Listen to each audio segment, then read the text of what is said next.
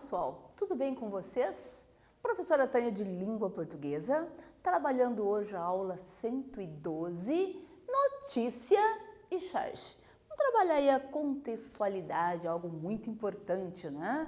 Muito bem. Lembrando vocês de acessarem o Classroom diariamente. Não esqueçam lá das atividades, ela é a sua presença.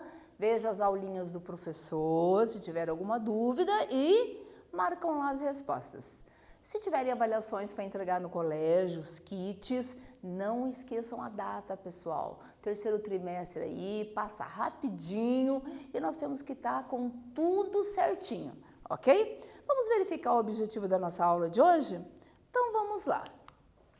Objetivos da aula: identificar as relações entre a notícia e a charge, gêneros presentes no domínio discursivo jornalístico, analisar aspectos estruturais e linguísticos desses gêneros, rever o conceito de intertextualidade e ter contato com exemplos de sua ocorrência. Conhece essa palavrinha? Intertextualidade, pessoal? Ela é muito importante. Muito, porque hoje as bancas adoram texto dentro de textos, né? Então já vamos verificar o que é isso, ok? Muito bem. Então vamos lá ler um pouquinho? Vamos retomar a notícia que lemos na aula 109. Projeto de lei quer permitir que alunos usem celular dentro da sala de aula nas escolas estaduais de Goiás.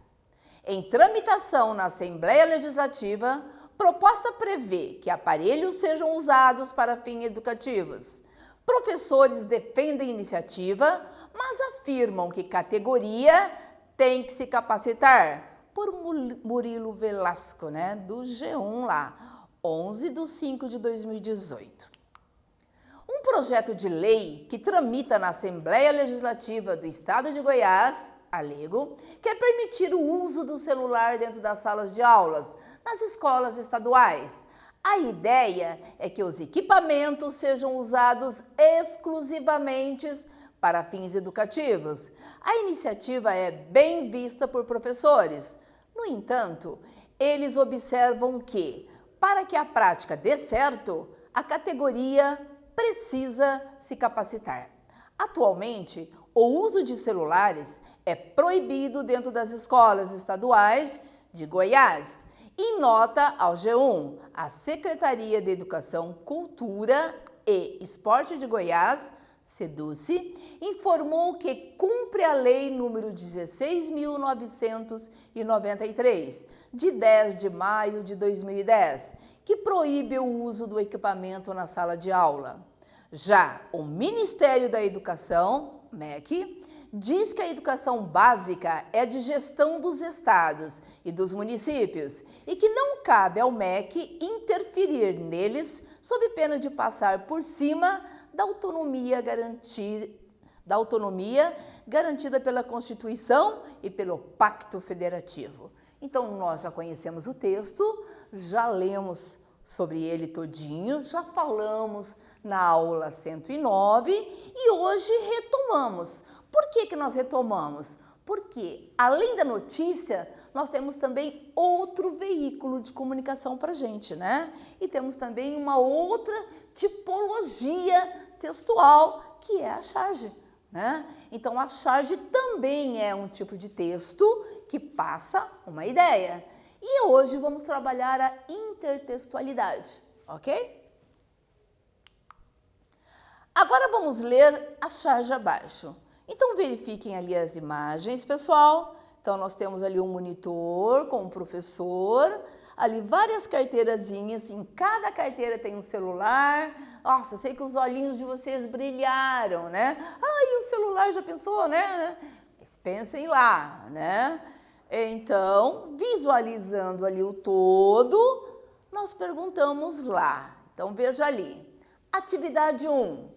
Qual a relação existente entre essa charge e a notícia? Projeto de lei quer permitir que alunos usem celular dentro da sala de aula, nas escolas estaduais de Goiás. Essas charges podem ser usadas para ilustrar a notícia? Vocês acham que tem a ver o assunto? Tem a ver um com o outro? Com vocês ali.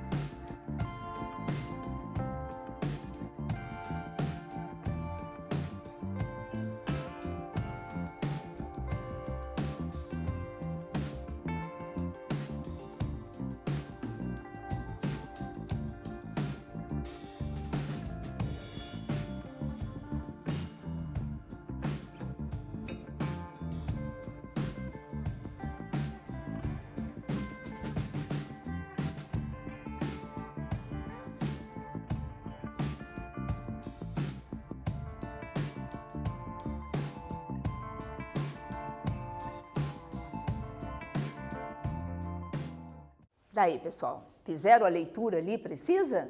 Muito bem. Então vamos lá. Respostas. As charges abordam ainda que de forma crítica e satírica a temática tratada na notícia. Assim, ambas podem ilustrar e também complementar a notícia, oferecendo mais elementos para a reflexão do leitor sobre a questão focalizada. A intertextualidade, esse é o nosso objeto de estudo hoje, né? Está presente em muitos textos, sendo um recurso para dar mais significado ou, melhor ainda, para que possamos melhor compreender os textos intertextualizados, Muitas bancas avaliadoras adoram avaliar a capacidade do leitor de perceber as diferentes conexões que um texto ou uma imagem pode trazer. Então veja, gente, às vezes numa imagem, o que está ali dentro também está dentro do texto, né? Da música, da pintura. Então, às vezes, o assunto abordado é o mesmo. Isso é intertextualidade. E as bancas que vocês vão passar, o pessoal vai fazer Enem aí futuramente, né? Vai fazer vestibulares e vão passar por bancas examinadoras. Então, vocês têm que fazer essa leitura precisa dos tipos diversos que nós temos aí, ok? Veja mais um exemplo de intertextualidade agora entre textos de outros gêneros. Olha que interessante, gente, essa pintura. Maravilhosa ali, a pintura feita por Rugendas, em 1830. Olha a época, né? Então, você tem que verificar o que está acontecendo ali. Qual é o assunto abordado? Qual é a imagem que nós temos ali, né? Nós temos a imagem ali de escravos, ali aparentemente parece um navio, né? Um navio negreiro, vocês vão estudar muito bem disso. E agora nós vamos a outro tipo de texto, né? Que é o navio negreiro de Castro Alves. Castro Alves, gente, é um poeta do romantismo, terceira geração. Então, veja, ele faz o quê? Uma denúncia social, né? E o abolicionismo, né? Então, ele coloca ali, ele está falando o que ele acha que... Então, ele questiona um monte de coisas. E se vocês verificarem a pintura e o poema ali do Castro Alves, o assunto que está abordado é o mesmo. Isso é intertextualidade, ok? Então, lá. Preste atenção, então, no poema. O navio negreiro, Castro Alves. Era um sonho dantesco. O tombadilho, que das luzernas avermelha o brilho, em sangue a se banhar. Tinir de ferros, estalar do açoite, legiões de homens negros, como a noite, horrendos a dançar. E ri-se a orquestra irônica, estridente, e da ronda fantástica a serpente faz doudas espirais. Se o velho arqueja, se no chão resvala, ouvem-se gritos, o chicote estala. E voam mais e mais, presa nos elos de uma só cadeia, a multidão faminta cambaleia e chora e dança ali. Um de raiva delira, outro enlouquece, outro que de martírio embrutece, cantando, geme e ri. No entanto, o capitão manda a manobra e após, fitando o céu que se desdobra, tão puro sobre o mar, diz do fumo entre os densos nevoeiros, vibrai rijo chicote, marinheiros. Então veja, nós sabemos que é um tema assim triste, né? Pesado, mas tá ali, é a nossa literatura, né? Então nós precisamos conhecer, precisamos passar por ela, né? E quando ouvir esse nome Castro Alves, falar, é aquele poeta lá do romantismo, terceira geração, né? Então que ele fazia suas denúncias sociais, que ele falava muito lá, né, sobre os negros. Então você percebe o quê? Que ele era contra os escravos, né? Aqueles que eram pegos, mandados, né, para trabalharem forçadamente, algo assim muito, né, que graças a Deus foi há muito tempo, né? Mas está na história e nós precisamos conhecer, nós precisamos saber das pessoas que passaram por ela. E veja que a nossa pintura, ela está abordando exatamente o mesmo assunto do nosso Castro Alves. É a mesma coisa. Então, intertextualidade, ok? Lá, a partir das relações que identificamos entre 1. A notícia e a charge. 2. A tela e o poema. Responda. O que é intertextualidade? Agora é com vocês. Expliquem lá.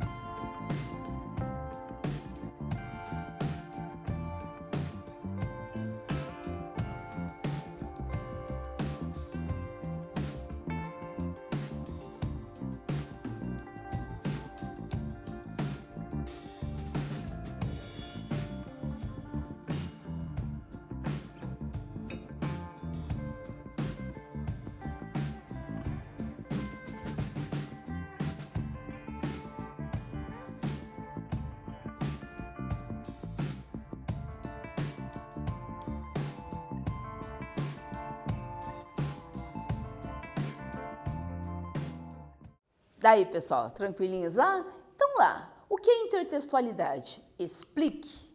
Resposta: intertextualidade é o nome dado à relação que é feita quando em um texto é citado outro texto que já existe. Esse fenômeno se trata do diálogo de um texto com um ou mais textos, que podem ser verbais, não verbais ou mistos. A intertextualidade pode ocorrer de várias formas, nos diversos gêneros, na prosa, na poesia, na publicidade, na pintura e assim sucessivamente, né? Foi o que nós verificamos nos slides anteriores, né? Então tivemos ali Castro Alves, que ele era lá a favor, né, de acabar com os escravos, não é verdade? Então, o abolicionismo era uma luta dele ali, certo? E ele resolveu colocar. O nosso pintor também, ele resolveu colocar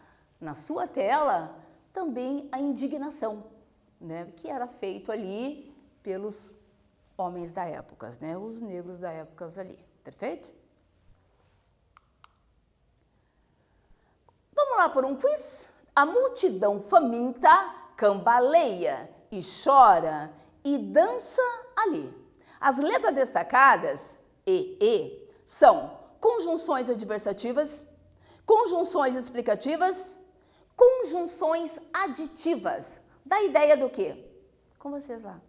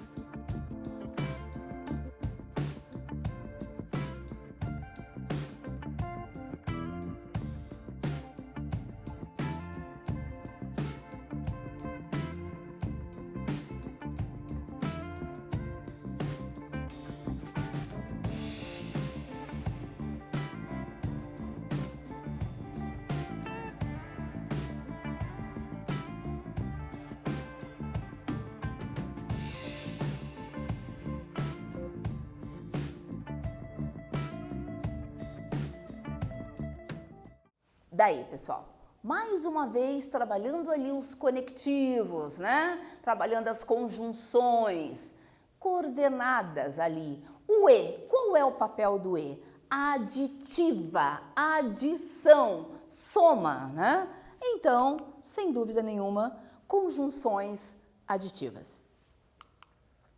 Castro Alves, quem foi esse camarada, né? Já falei um pouquinho, né, que ele foi do romantismo, foi da terceira geração, né? Ele trabalhou ali as denúncias sociais, né? Então foi uma pessoa ali que denunciava os maus tratos ali, perfeito? Então lá, Castro Alves, 1847 a 1871. Foi um poeta brasileiro, representante da terceira geração romântica no Brasil. O poeta dos escravos expressou em suas poesias a indignação aos graves problemas sociais de seu tempo e patrono da cadeira número 7 na Academia Brasileira de Letras. Peguem uma hora, gente, todinho o poema Navio Negreiros, ele é longo, mas leia-se pausadamente. Procurem refletir sobre o que cada verso ali está colocando. É muito bonito. Você sente realmente a dor dele passando ali pelas letras, tá? Conhecido por Rugendas, Jonathan Morris Rugendas, nascimento 29 de março de 1802, Augsburgo, Baviera. Morte 29 de maio de 1858, morreu com 56 anos, né? E daí temos ali cidadania, os projetores pai e mãe, a ocupação, que é claro que era pintor, né? Ele que fez o quadro ali, a intertextualidade de Castro Alves. Agora lá, vamos pensar um pouquinho. A pintura de Rugendas, 1830, tem o mesmo tema do poema de Castro Alves, Navio Negreiro, de 1870. Que tema é esse? Com vocês lá.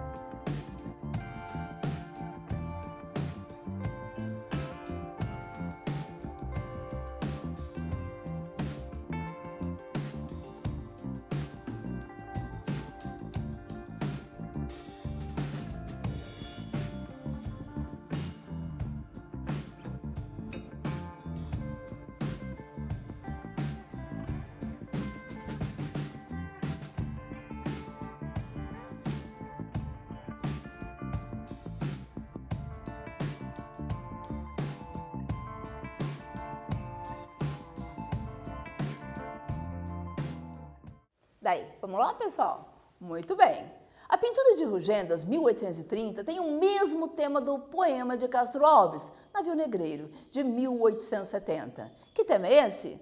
A imagem da tela de Johann Moritz Rugendas, de 1830, representa visualmente o que está descrito no poema épico Navio Negreiro, do poema Castro Alves, o qual descreve com imagens e expressões terríveis a situação dos africanos, arrancados de suas terras, separados de suas famílias e transportados em navios negreiros para o trabalho com escravos no Brasil, né? Nós até tivemos a novela das 6, que tratou um pouquinho disso ali, né? O Novo Mundo, que mostrou também essa posição ali do começo dos tempos ali dos escravos, como é que eles eram transportados, né? Vinha do Brasil ou saía para outros lugares, né? Então nós sabemos um pouquinho sobre isso, ok?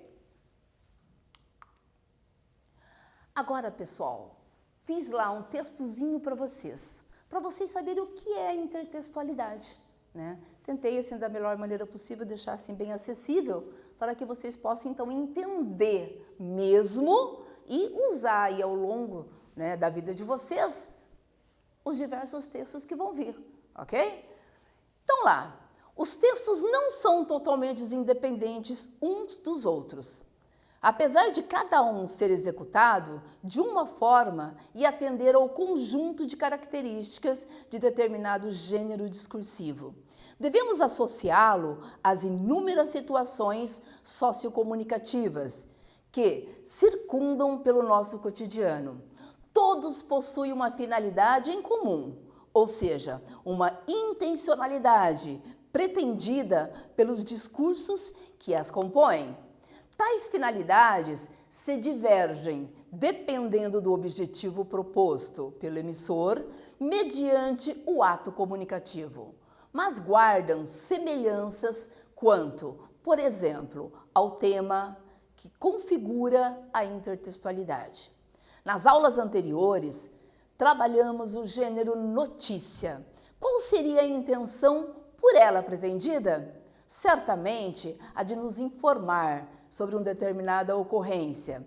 Trata-se de um texto bastante recorrente nos meios de comunicação, de uma forma geral, seja impressa em jornais e revistas, divulgada pela internet ou retratada pela televisão. Bom, então já sabemos agora o que é intertextualidade. Voltamos então à nossa charge lá, né? Atividade 4. Ainda relacionando essa charge à temática da notícia que lemos, responda: o que você vê na imagem? Que crítica social é veiculada na charge?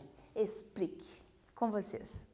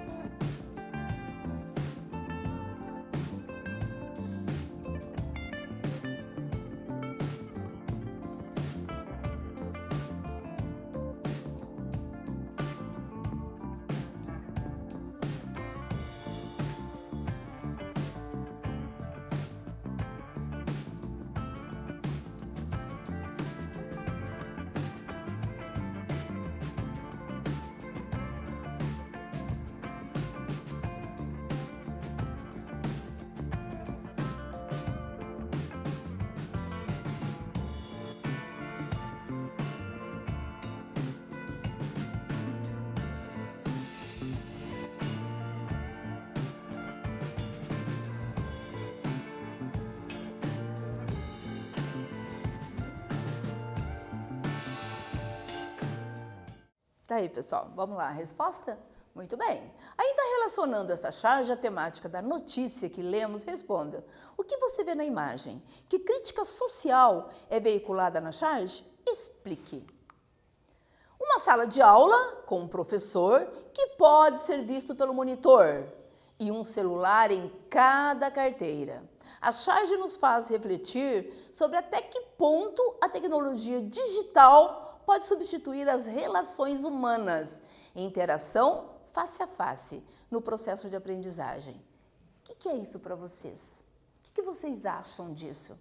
O professor lá, é importante você verificar o teu professor ali, visualizando, olhando, falando com você, né? Então é bem importante aí esse pensamento, você refletir, né? E o que está vindo para a gente, todas essas mudanças aí, ok?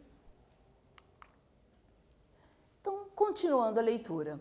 Outro tipo de texto que vimos foram as charges, que não são apenas ilustrações que refletem a opinião de quem desenha. São tipos de enunciados que podem ser objeto de uma rica análise linguística.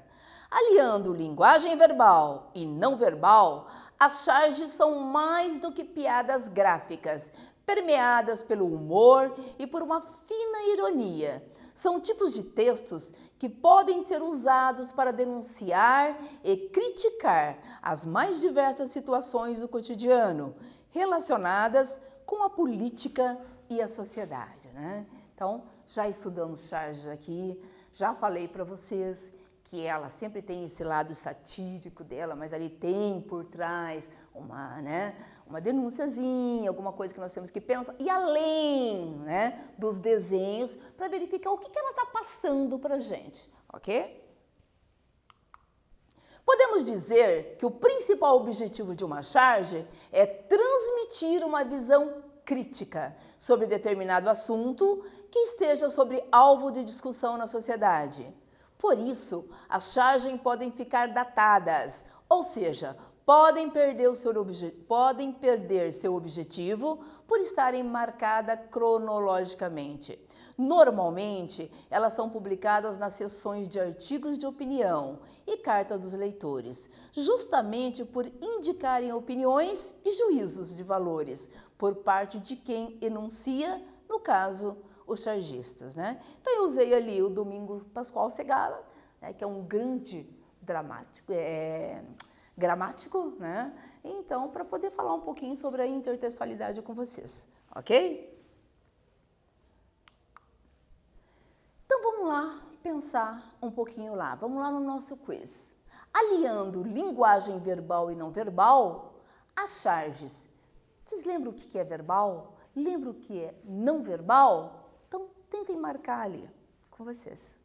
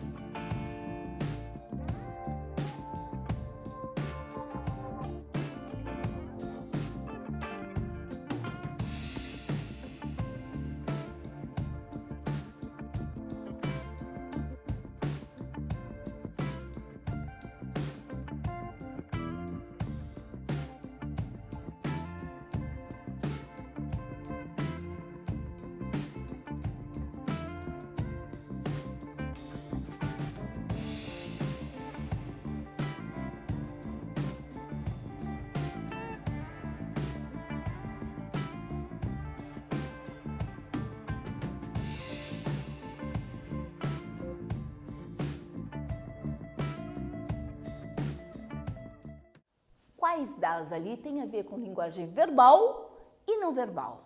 Vamos lá ver? Muito bem. A linguagem verbal é aquela expressa por meio de palavras escritas ou faladas, ou seja, verbalizada, enquanto a linguagem não verbal utiliza-se dos dois signos visuais, ou a linguagem verbal se dá por meio de sinais e a não verbal por meio de aparelhos eletrônicos, ou a linguagem verbal é aquela que expressa sentimentos e a não verbal utiliza-se da fala e da escrita. Claro, né, pessoal? Sem dúvida nenhuma, a linguagem verbal é aquela expressa por meio de palavras escritas ou faladas, ou seja, verbalizada. Enquanto a linguagem não verbal utiliza-se dos signos visuais, ok? Atividade 5. Qual sua opinião? Será que uma educação, como apresentada pela Charge e pelos textos das aulas anteriores, que permita o uso do celular, poderia agravar os problemas de saúde e da interação social causado pelo mau uso da tecnologia? Lembra das aulas anteriores que nós falamos do excesso dos eletrônicos? Utilize todas essas aulas ali e respondam lá com vocês.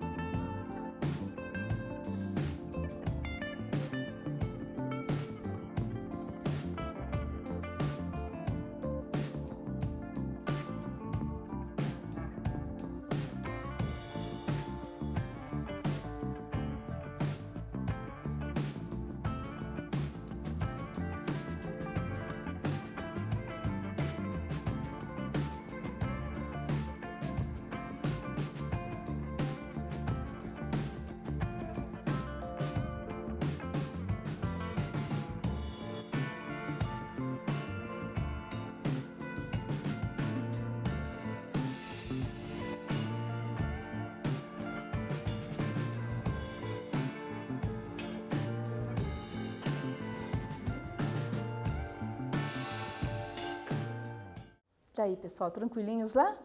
Muito bem. Então, lá, né? Essa é a minha opinião, né? Cada um tem a sua ali.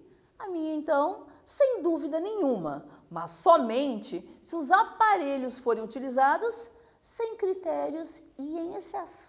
Tudo que é excesso faz mal à saúde. É comida, é bebida, né? Então, tudo que tem que ter ali um determinador, tem que ter um meio ali certinho, né? Então, tudo que é demais faz mal pra gente, mesmo que seja de divertimento. Ah, mas é de divertimento, professora. Dança o dia inteiro, né? Vai fazer mal. Então, tudo tem que ter ali o seu pontozinho, tá bom? Ok, pessoal. Nosso assunto foi abordado ali a intertextualidade. Trabalhamos ali diversos tipos de notícia, né? Focando ali na aula 1, na aula 2, na aula 3, e daí verificamos aqui juntos a charge e a notícia. Já conhece qual é a estrutura da notícia, já conhece a charge, já sabe que o que está numa charge, O contexto ali também pode estar na notícia, pode sim, né, o assunto ser parecido. É preciso então saber ler, tem que ter olhos para ler, não é verdade? Então está muito além ali das entrelinhas. É preciso então não ler só decodificar códigos, é muito mais.